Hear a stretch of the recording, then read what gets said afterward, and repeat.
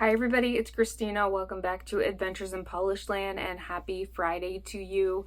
In today's Friday Reads, I have a reading update, a mini book haul, and then that's pretty much it because here in New England we are going through a really big heat wave. We're on day, I think, 3 of 95 plus degree weather, and I would like to be downstairs where the home is air conditioned as much as possible. Although it's not too bad in here right now, but whenever I do work on my computer, which I will be doing to get this video posted, that heats up pretty quickly and I feel like makes me feel really hot. So we're gonna keep this on the shorter side. I did finish one book. I actually finished it like 15-20 minutes ago, but I waited until I was done to film this video, and that is Stoner by John Williams. This has an introduction by John McGahern, and this is set in Missouri. I did read it for the American Lit Reading Challenge. We are following a man who gets sent to college by his parents. He grew up in a farming family, and they decide he's going to study agriculture in school before coming back to work on their farm. But while he is in school, he develops a love for English and he switches his major without telling his parents. And the rest of the book follows his life as he graduates with an English degree and then goes on to get higher degrees at his college before spending his career in academia as an English professor. Overall, I gave this 3 stars. I thought it was okay. It's definitely a bit of a product of its time. It was published in the 1960s. There's some weird descriptions of skin color that I didn't like. There are marital assault scenes that I didn't like, which I think at the time was very normal, but now it is certainly not, and certainly not okay in my book. And so even though there are certainly things about William Stoner, our protagonist, that are very, I would say, sympathetic, and I think it's a great exploration of a life of academia overall, this was a 3-star rating for me, and I'm a little disappointed because some people that I'm friends with on Goodreads have given this glowing reviews, and I just didn't have the same experience that they did, but that is okay. I also, over the last weekend, started I'm Laughing Because I'm Crying by Youngmi. I am reading this supposedly for a book set in the Northern Mariana Islands.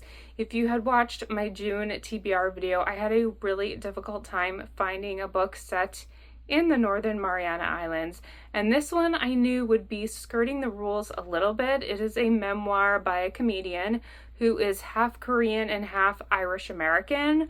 However, in the description it said she spent time in part of that area. However, the 50 or so pages that I have read thus far have not been, so I am hoping that at some point in the book it will be, so that I can count it for the challenge. I'm reading this as an ebook from the library, and I had checked it out because I was going on the bus into Boston to see a musical, and I didn't want to bring a physical book with me, so I read about 50 pages both to and from the theater on my phone. So this one I'm not prioritizing right now. I think I might just keep it on my phone for a little while, and I probably will have to check it out from the library a couple times that way to finish it, but I really want to get to my physical library books.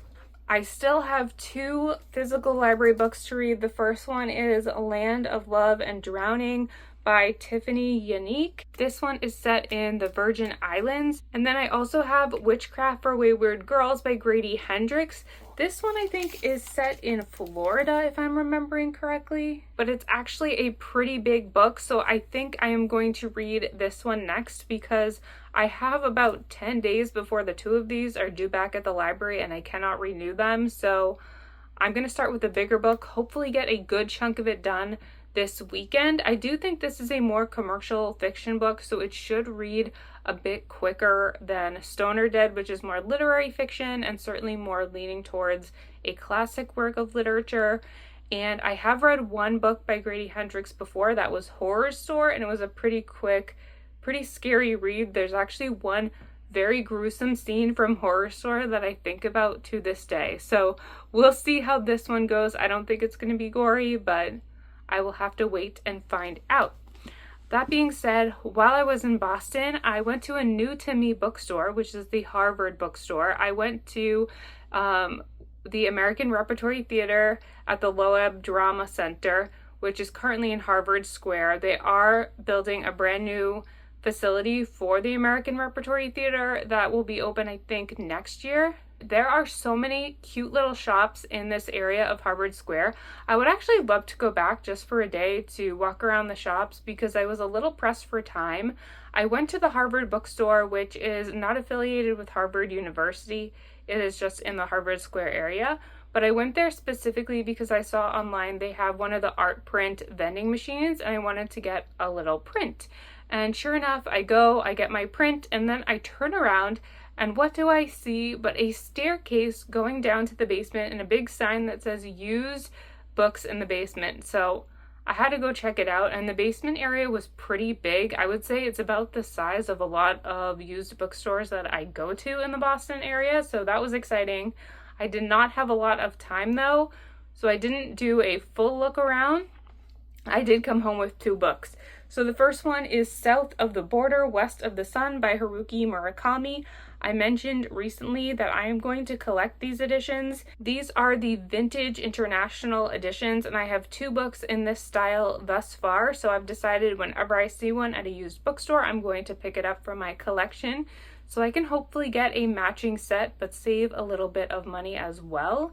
And this one was $9.25, so a little bit expensive for a used bookstore. Its retail price is $17 though, so still a good amount of savings.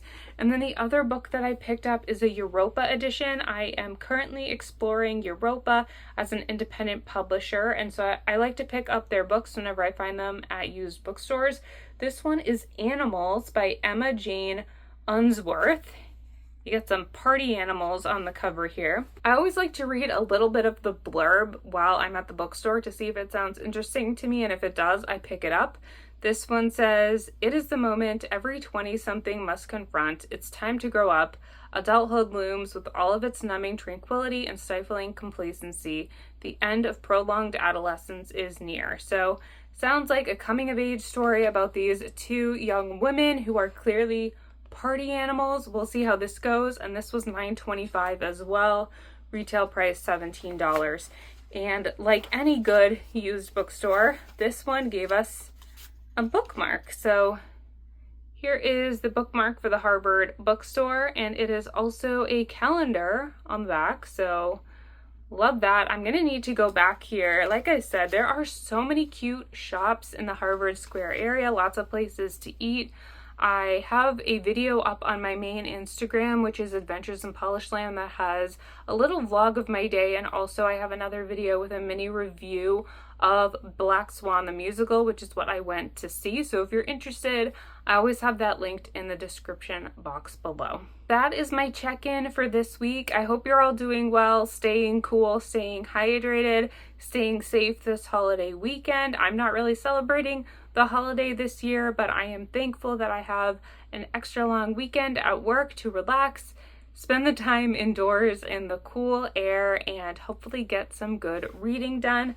I think after I edit and upload this video, I will be starting this book, so I think it'll be a good summary read. I would love to hear what you are reading in the comments below, and I am noticing on my YouTube dashboard that there are a handful of new people here, so thank you for joining. It means a lot to me that you are watching this video and spending some time talking about books with me today. I hope to start making more videos soon, but it's hard to do that with it being so hot upstairs in my home. Hopefully, once it cools down, I will get back into a filming groove. But all of that being said, I will see you in my next video. Bye.